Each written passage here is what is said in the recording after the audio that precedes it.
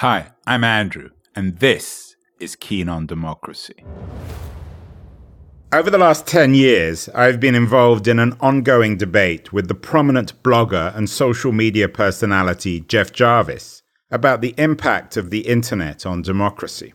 Jarvis is the author of the best-selling book, What Would Google Do?, as well as the New York City-based director of the Tao Knight Center for Entrepreneurial Journalism at CUNY.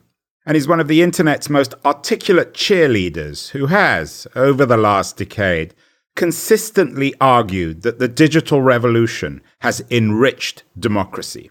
So, to kick off our conversation at his Manhattan office just off Times Square, I asked Jeff if he was now ready to acknowledge that the internet has done more harm than good to democracy. A chill is enveloping the world. Everywhere I go these days, the conversation is the same. Everyone is fearful about the fate of democracy in our digital age. The same worried question is on all of our lips.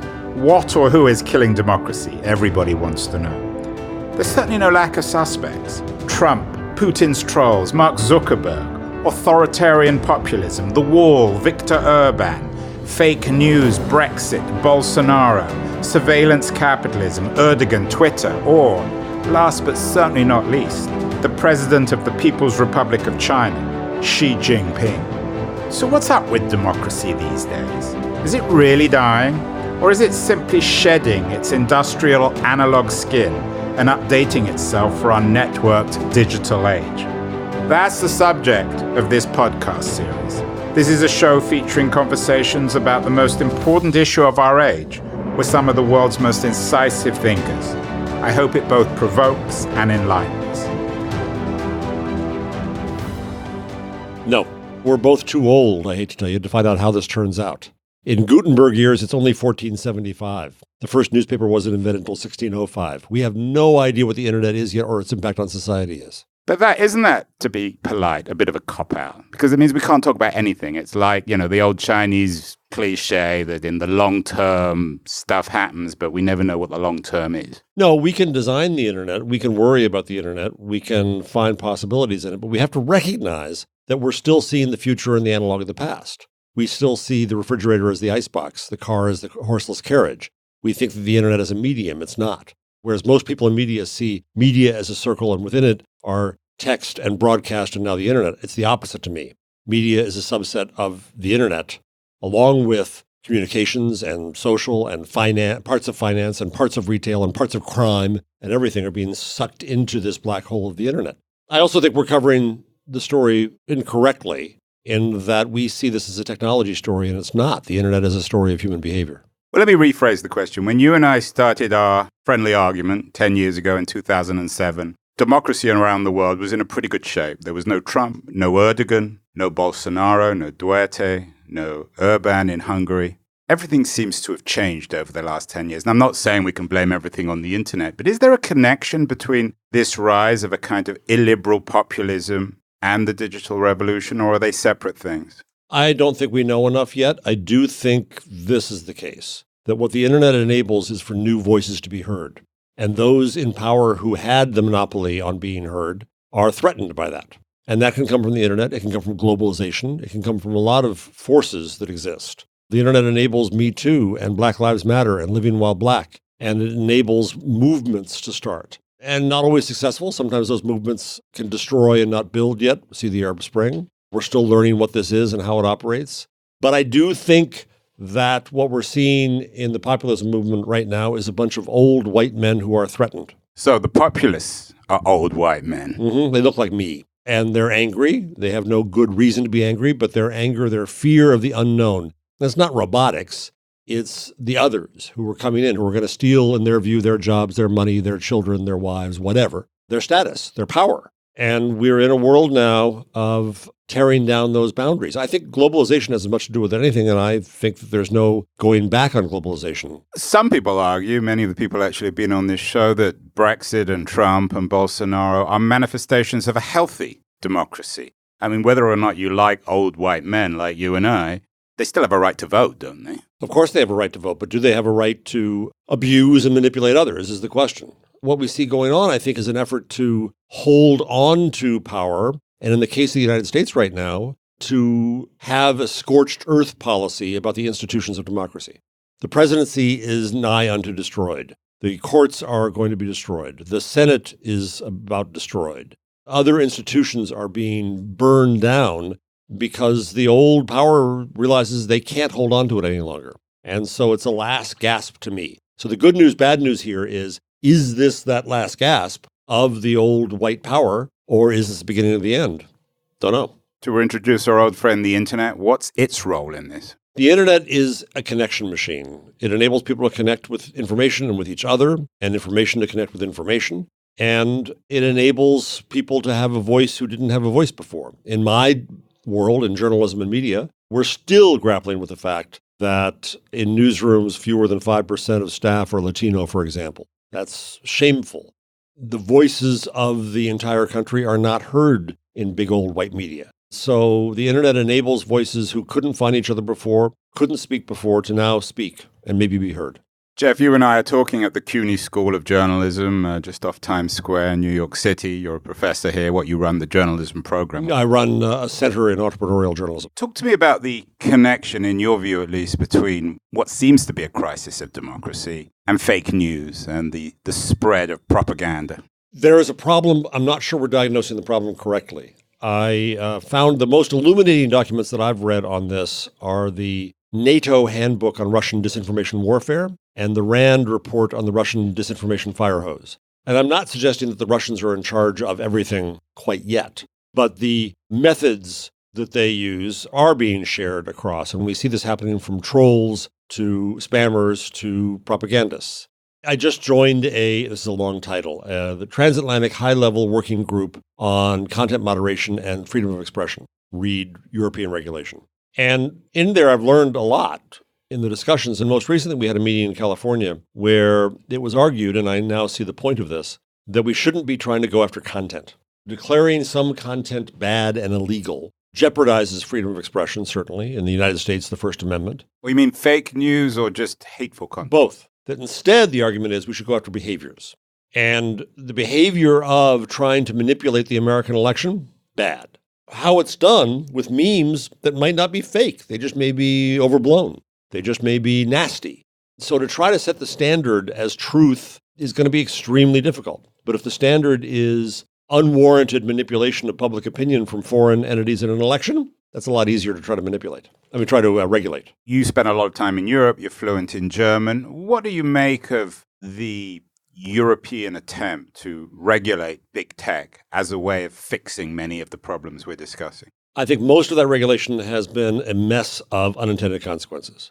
So if you look at the right to be forgotten, as a journalist, it scares me to death that anyone would think of rewriting history or erasing history, especially in Europe. If you look at the Netzdege hate speech law in Germany, it is forcing the platforms, particularly Facebook, to have to erase anything that Facebook may judge could be illegal within 24 hours or their ass is grass. What this means is that freedom of expression is deeply affected. There's a French fake news law that's ridiculous. There's also new discussion in the UK of this. There's a recent release of the UK Online Harms Report, which I find to be truly frightening, because it says that the platform should take down not just illegal content, but also legal but harmful content.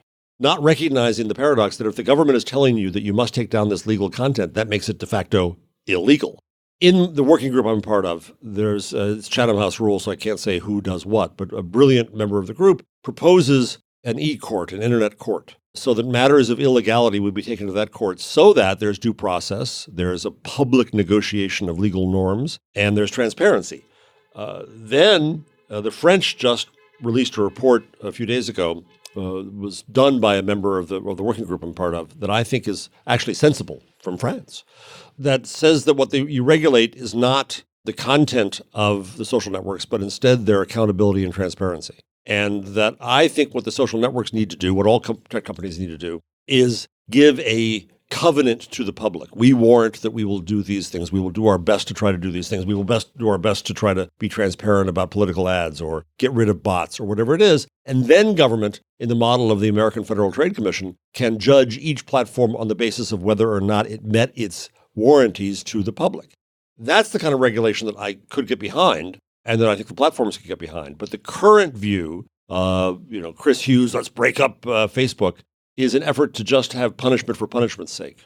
And by the way, speaking of Chris Hughes, I do tire terribly of the Damascene conversions of the cashed out tech executives from the past. So we're in your office, and you've got some headlines from the Chicago Daily News, So Long Chicago. Last edition of the Chicago Daily News. So extra of the Oakland Tribune, people shot down by soldiers in streets of San Francisco, people burned alive. Shouldn't the platforms be as accountable under law as the newspapers? Well, in the United States, these newspapers are not accountable under the law. We have a First Amendment, and so they are protected under the law. Big difference. And I recommend that highly to the world.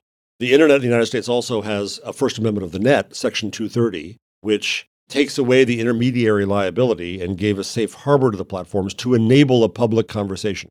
Were it not for Section 230, we probably wouldn't have a Wikipedia. We wouldn't have a Facebook or Twitter, and you may consider the world better for it, but I don't. To enable the public conversation is critical. And what that means, to my mind, is that we are looking at the internet the wrong way. Again, it's early in Gutenberg years.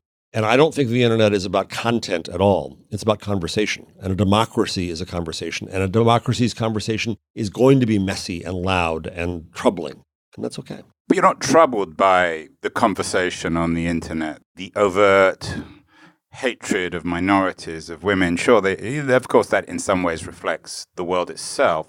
But it seems to be more and more exaggerated, isn't it? I think it's done for purpose because it gets people's goats, and that's the effort. At the recent meeting of this working group, someone said, use the word, I think that's right, is resiliency. That if you look at people in, let's say, Eastern Europe, they are resilient to fake news. They're resilient to this kind of hate because they've had it for so long. They know how to ignore it.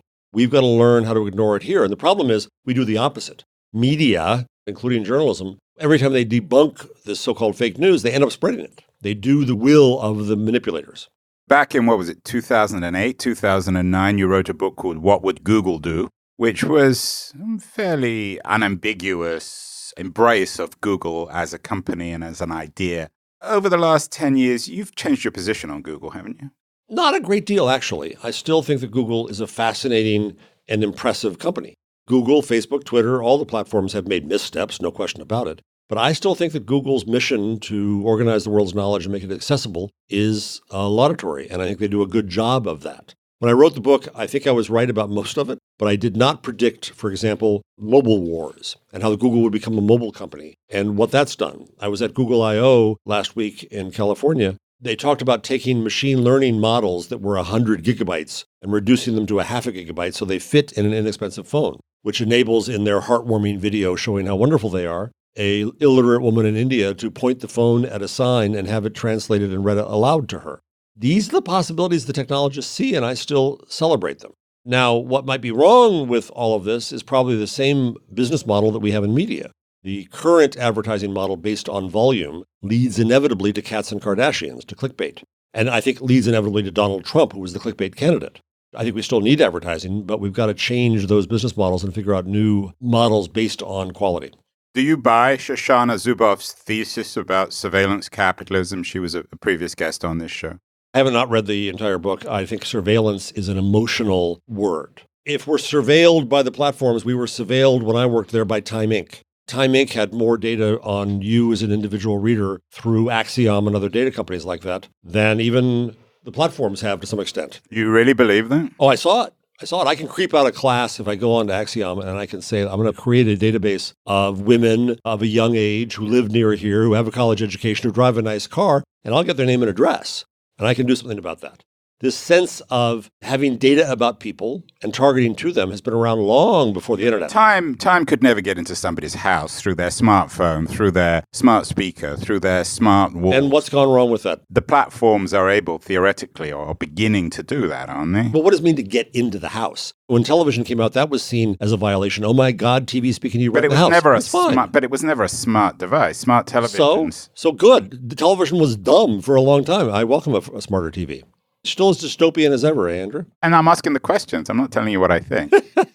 You argued that the populist backlash against democracy is a white male thing. But Around the world, it's not just white men. It's Bolsonaro in Brazil. It's Duarte in Philippines.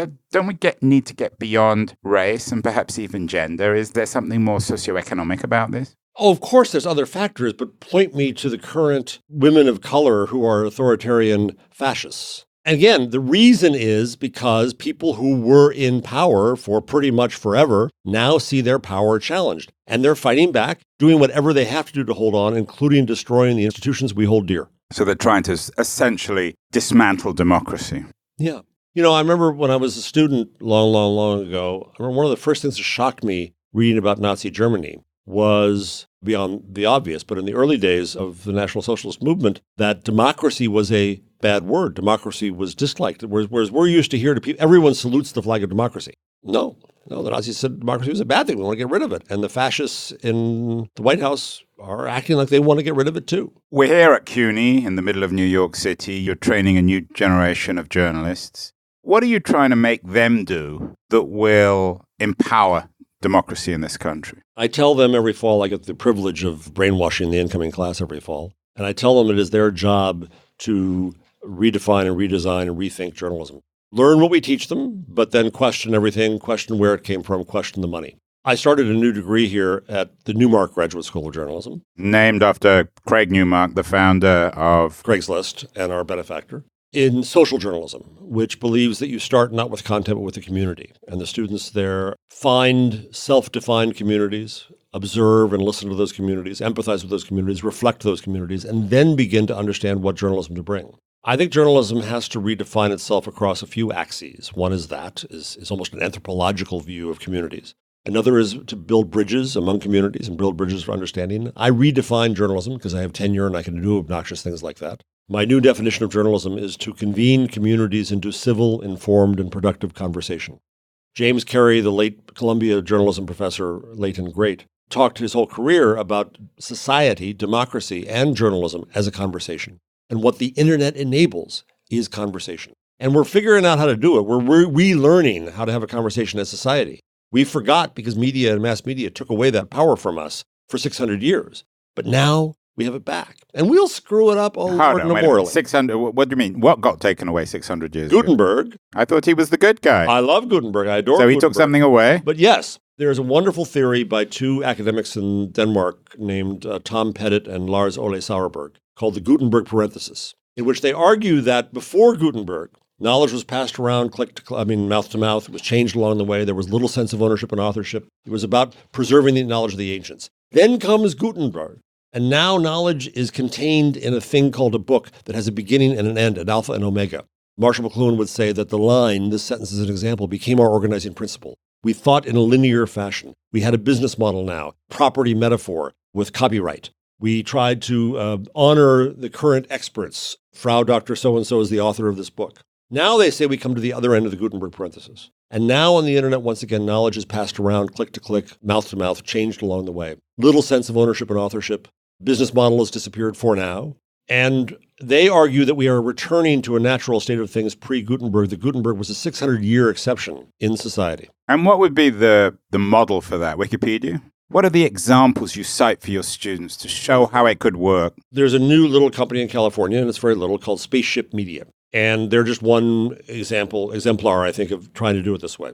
Their first experiment after the American presidential election, they brought together 25 women who voted for Clinton in San Francisco, 25 who voted for Trump in Alabama. Journalist interviews them all. First day, they're in a private Facebook group. Things are fine. Next day, goes to hell. But then, my friend, the heavens opened and the angels sang because members of the community came to the journalist and said, "We're getting in trouble over here. Can you look up some stuff for us?" Which says to me that they cared about an informed conversation. They wanted facts. They trusted the journalist to get it for them. And what happens is Spaceship then doesn't deliver articles and stories and columns. It delivers what they call fact stacks to help inform their conversations. So this is a case where just one small example of the conversation, the public conversation that it needs leading, and we in journalism follow. Ian Bremmer was on the show a couple of weeks ago in terms of coming up with solutions to fix democracy, said ordinary people who don't have your kind of power, they should just go out and talk to people with different opinions. Is that what you mean by conversation? That's certainly a beginning. It's fine. But I think that it has to have a purpose. In communities, we negotiate our laws, our standards, our norms. the allocation of our resources, our laws. That's all the nature of democracy and conversation. Otherwise, it's authoritarianism and you don't get to decide, so why bother talking? Your students have to go out and get jobs, so I'm sure they're intrigued by your notion of journalism as conversation. But who's going to pay them to produce this? Well, we started the social journalism program 4 years ago, and we have, I don't know what the current numbers are, but after 6 months, I think about 80% are employed. And that's not just social media tools by any means. It's doing things in new ways. So at places like ProPublica in the US, they rethink how to do journalism, how to involve the public in it, and our students work there. Do you think that the establishment of paywalls on high-end papers like the New York Times, the Financial Times, the Wall Street Journal, has that been good or bad for democracy? It's a mixed bag. I think for the New York Times and the Washington Post and the Wall Street Journal, those are high-quality national newspapers. They can get away with it. If you have the local daily disgrace in some city across the country that's not very good and they think they can have a paywall, I don't think it's going to work in the long run. I don't think the product is worth it. I think there's a limit to the number of paywalls that we can have. I fear that it redlines journalism just for the privileged. So I don't think paywalls are the messiah we've been waiting for.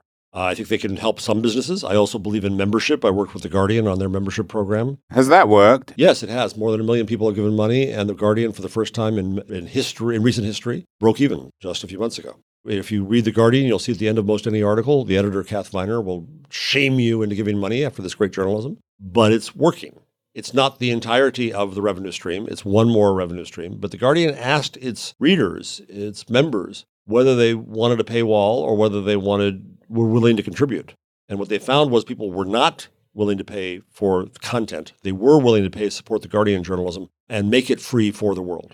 So I think that both these models live side by side. What's the state of local journalism now in the United States? Local papers, city papers, regional papers, papers outside the major urban centers? Sucky.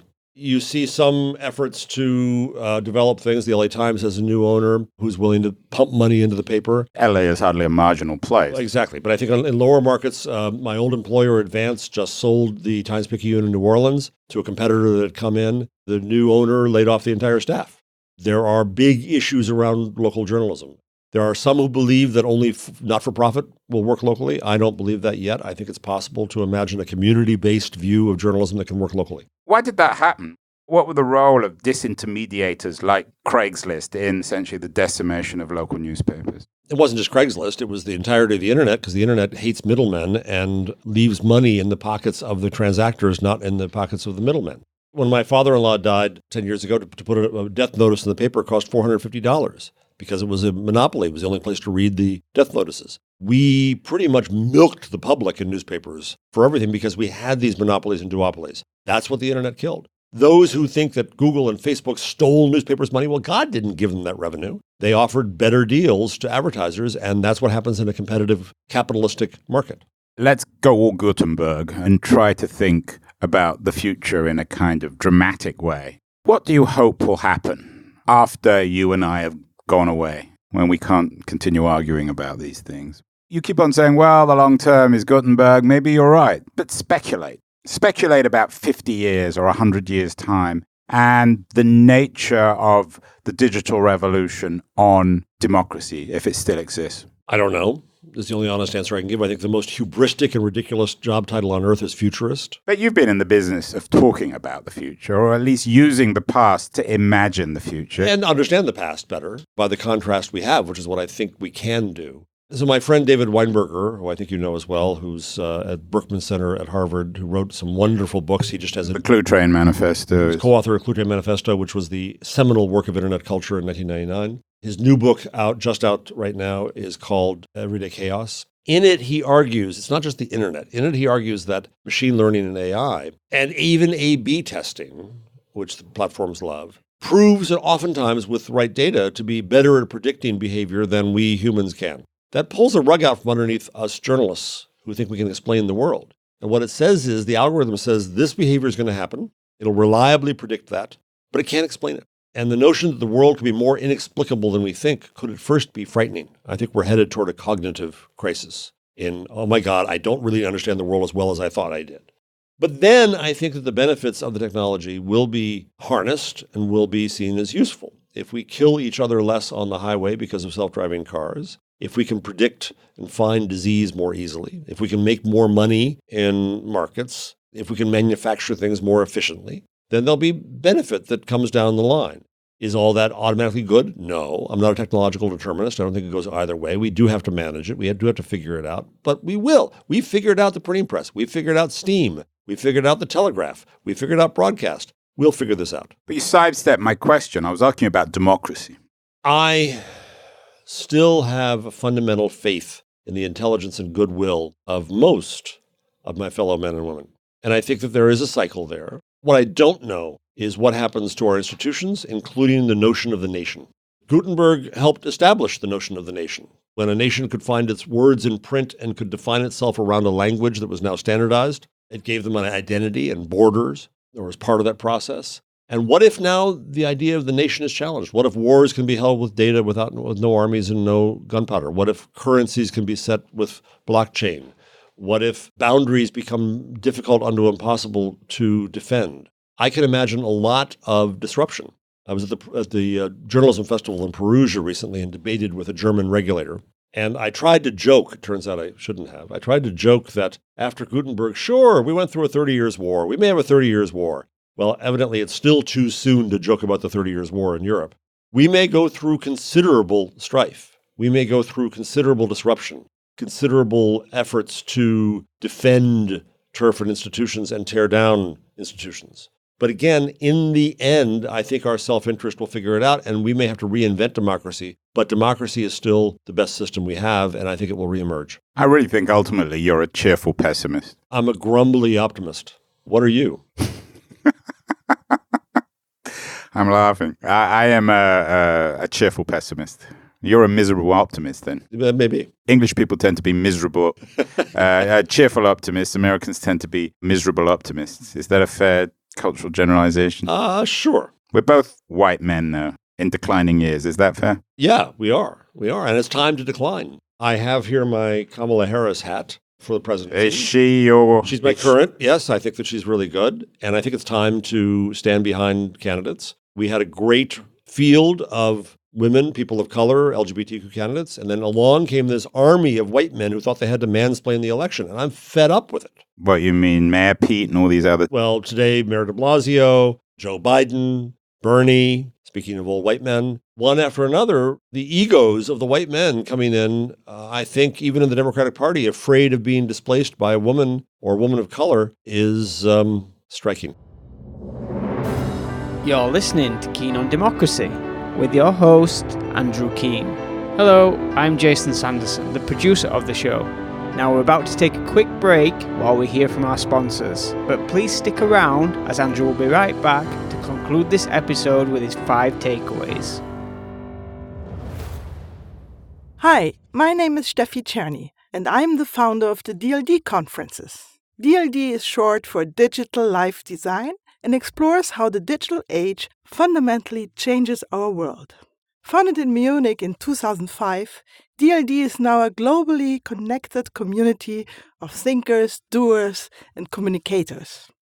We host conferences in Munich, New York, Tel Aviv, Singapore, and Brussels, and we are very proud of our interdisciplinary outlook and even more so of our track record of discovering trend topics early on.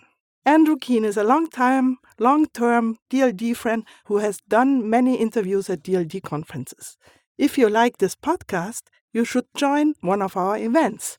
Our motto for this year is optimism and courage. We want to put a really positive spin on recent technological developments from AI through blockchain to quantum computing and discuss which impact they have on business as well as politics and society. Visit our website at dld.co and apply for your ticket. Thanks so much for sticking around. Now here's Andrew with his 5 takeaways from this interview. As I said in my introduction, Jeff and I have spent the last 10 years debating the merits of the internet. And whilst we don't always agree, the tone of our conversation has always remained civil. Perhaps that's what he means when he defines democracy as a conversation. Jeff is right, I think, to describe this democratic conversation as both loud and messy. But democracy would certainly be in a better state if our conversation on social media could somehow combine this loudness and messiness with a degree of civility. And that, of course, is why good journalism is so essential to a viable democracy. Jeff's definition of journalism as a conversation, which he is pioneering at CUNY, is the kind of innovative approach which I think we need. What he seems to be doing is rethinking journalism so that it can educate communities into civic discourse. We are relearning how to have a conversation, he says about the journalism students he's training at CUNY. And these students will, I hope, come out of CUNY able to provide what Jeff calls the fact stacks to educate communities into having civic discussion. So what to make of Jeff's point that it's too early to judge the impact of the internet, what he calls a connection machine on democracy? It's an interesting position. Yes, he's right to compare the historical significance of the digital revolution to Gutenberg's 15th century invention of the printing press. And he's right to underline that the disruptive impact of this technological revolution lasted several centuries. But that doesn't mean we can't make a judgment now in the early stages of the digital revolution. In the long run, we're all dead, Keynes quipped. So it's important to have a conversation about the impact of the internet on democracy now, while we are still alive. Jeff's analysis of populism as a rebellion of old white men who are threatened by technological change is intriguing. And given that he defines the internet as the medium that enables new voices of movements like Black Lives Matter and Me Too, the internet that is by definition progressive. The problem with this argument, however, is that reactionary old white men like Steve Bannon and Donald Trump are actually very skilled at using the internet to build their movements and distribute their messages.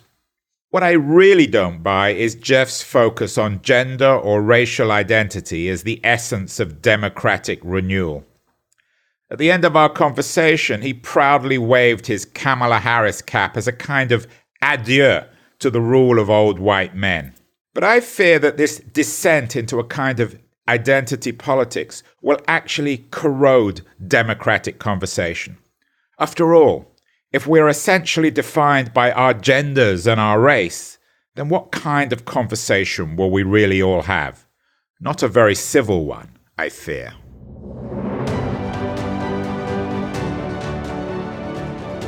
Now, we've got a real big favour that we need to ask. If you like this episode and you've been enjoying the other interviews, we'd sure love it if you headed over to the iTunes podcast app and leave us a review. If you'd like to hear more episodes, there's a subscribe button there and in all of the platforms like Spotify, Overcast and Google Play. So head over to one of those, subscribe, leave us a review, share it with your friends if you'd like, and we'd appreciate it so much.